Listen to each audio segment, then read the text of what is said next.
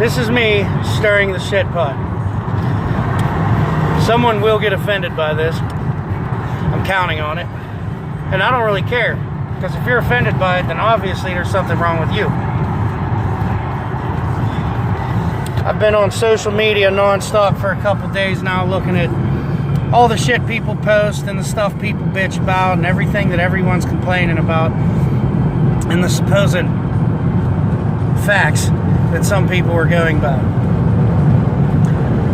So here's a couple of facts that I'm going to throw out there that are definitely going to offend some people, and I don't really give a shit. I'm going to start with the transgenders. This whole transgender thing is bothering me. All these people marching about equality and this and that, and we should identify them as this, and we should identify them as that. If I said that I was a two-headed walrus from Jupiter, and that's what I identify as, and I expected you to identify me as such, would you? Probably not. So, if a guy who has a penis dresses like a girl and wants to be a girl, why do people call him her? And instead of saying he, they say she. I don't understand it. It is not a woman. Just because he wants to be a woman does not make him a woman. He still has a penis. His plumbing says that he is a man. Therefore, he is a man. A very gay man, but a man nonetheless. And I don't have any problems with gays. I myself am bisexual. But it bothers me that a guy dresses like a girl and expects everybody to call him a girl. You're not a girl, you're a guy. And the same thing goes with women too. Just because you get a buzz cut, don't shave your legs and have armpit hair, and you wear baggy pants and fucking wife beaters does not make you a man. You still have a vagina, you are a woman. That type of surgery has not been perfected yet, and until it is, guess what? You are what your plumbing says you are. Your sex and your gender is firmly, not loosely, based around your genitalia. It always has been for thousands of years, and it always will be. And I am not going to change my mind because of that. But people keep trying to force me to do so. I disagree with it 100%. I remember the good old days when you could put in a job application and it said sex, male or female. Now it says male, female, other.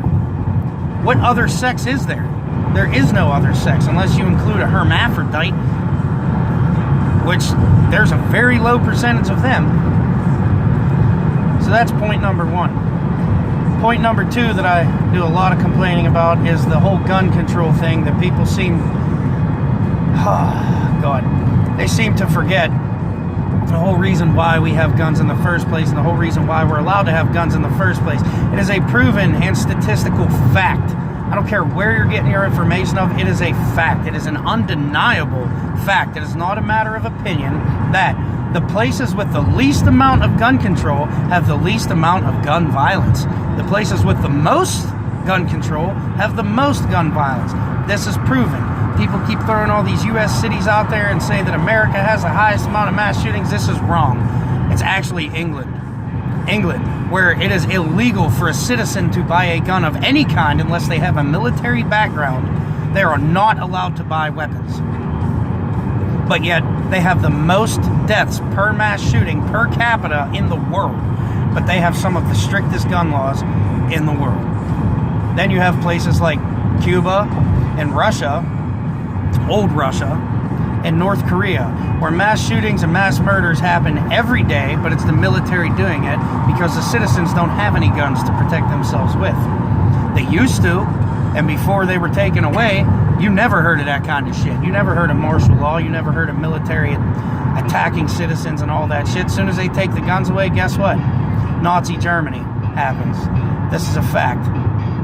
It is also a fact that all of these people, these children, adults being influenced by children and their opinions, children should not influence the opinions of adults.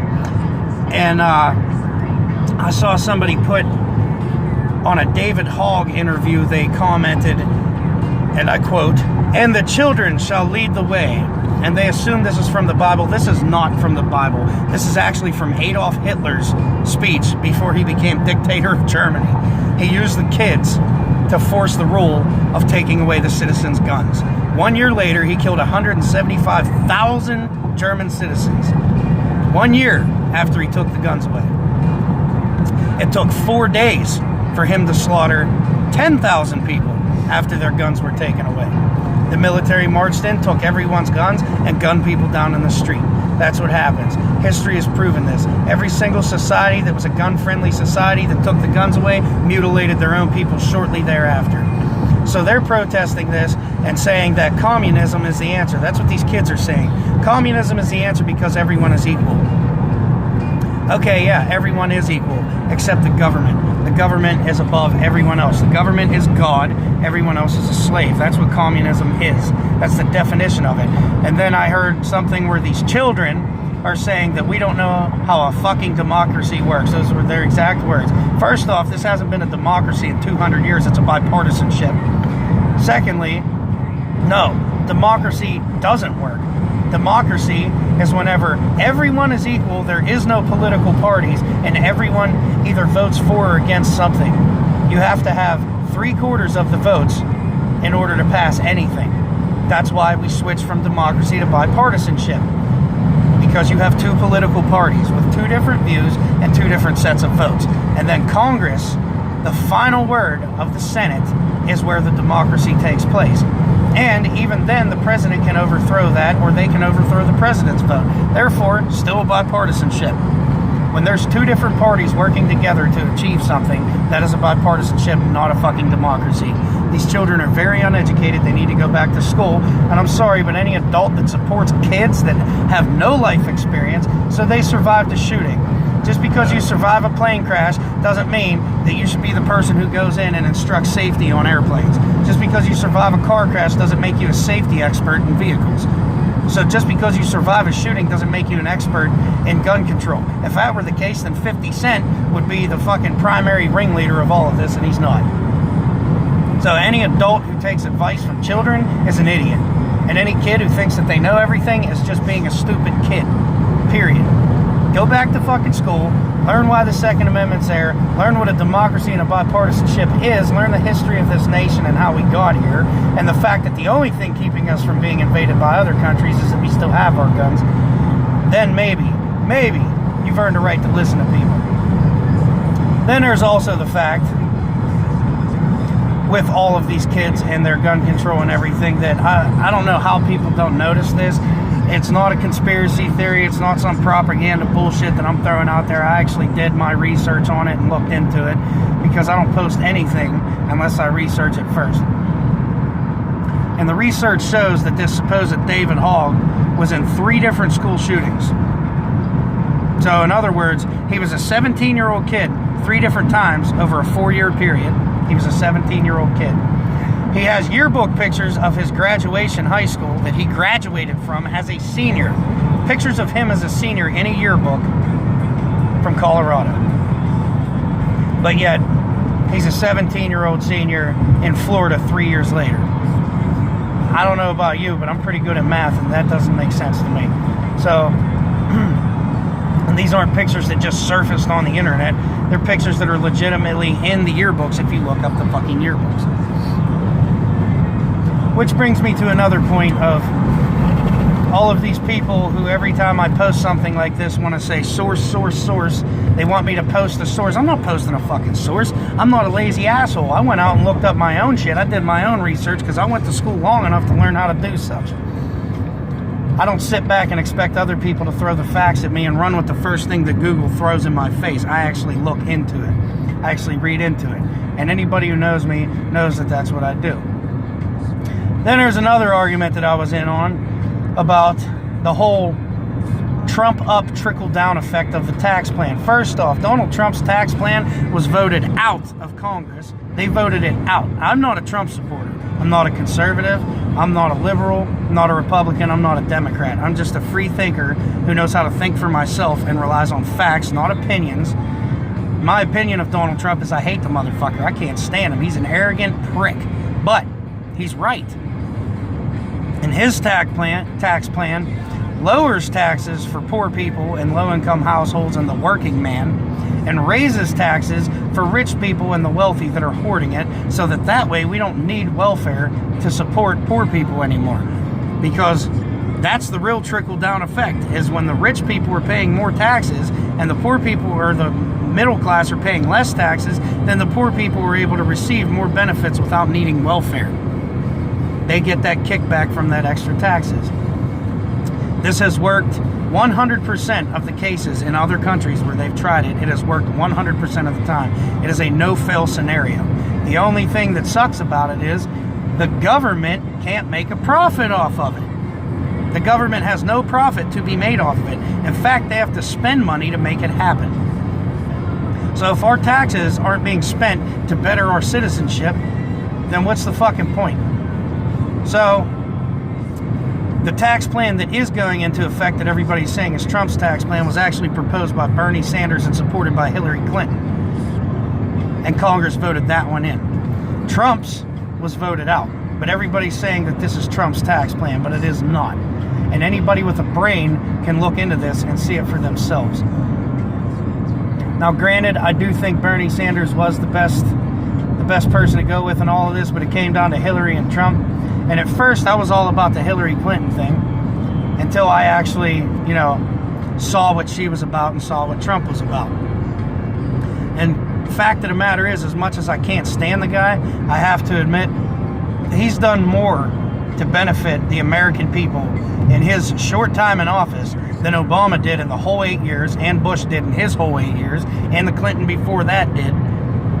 Trump has been the most successful president in helping the people in decades. And I hate saying that.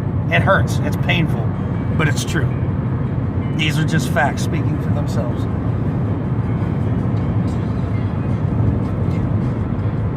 Some people don't like what I have to say. Some people don't like to listen to me rant. But my whole case in point in all of this is everybody is so quick to jump on something that agrees with their opinion and co-signs their bullshit that they make that a fact. They make their opinion fact. My opinions, I'm keeping to myself. I don't say my opinions. My opinions are, I can't stand fucking Trump. I hate smart-ass teenagers that think they know everything. But I have teenage children. They also think they know everything.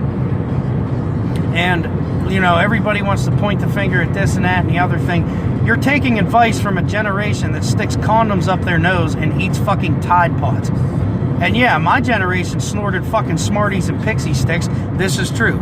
This is absolutely true. But we did it when we were like 8. We didn't do it when we were fucking 16 to 24. And that's what these kids are doing right now. There's people in their 20s doing it. Here's some legitimate proof of how intelligent this generation has become. I worked with a girl who's 21 years old. She's in college, and she's pointing out how millennials have the highest success rate of graduates in decades. This is true. This is absolutely true. But at the same time, look at what they're teaching in school now.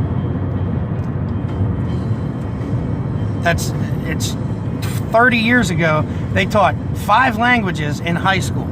Now they teach English in college. Harvard University teaches English. English! I understand there's foreign kids coming in and everything, but why should a 25-year-old American citizen who grew up speaking English take an English class and be able to get credits for it? That's bullshit. But anyway, this 21-year-old girl points that out. So, I bring up, and this cracks me up. She was prepping steak. And I said, oh yeah, you're beefing it up. She goes, no, this is steak. I said, yeah, beef. She goes, no, the ground beef is over there. This is steak. I was like, I didn't say ground beef. I said beef. Steak is beef. Her response to that was, how do you figure? This is a 21-year-old kid from Southwest Pennsylvania who's in fucking college, and she didn't know that steak came from the same animal as ground beef. That's pretty bad. When you don't know that red meat is beef, and beef means bovine, and bovine means cow, you shouldn't be in college. You should be in 3rd grade. Because I knew this shit when I was 6. Every generation is slightly dumber and slower than the generation before it. This has been proven time and time again. And these are the things that are bothering me today. Thank you.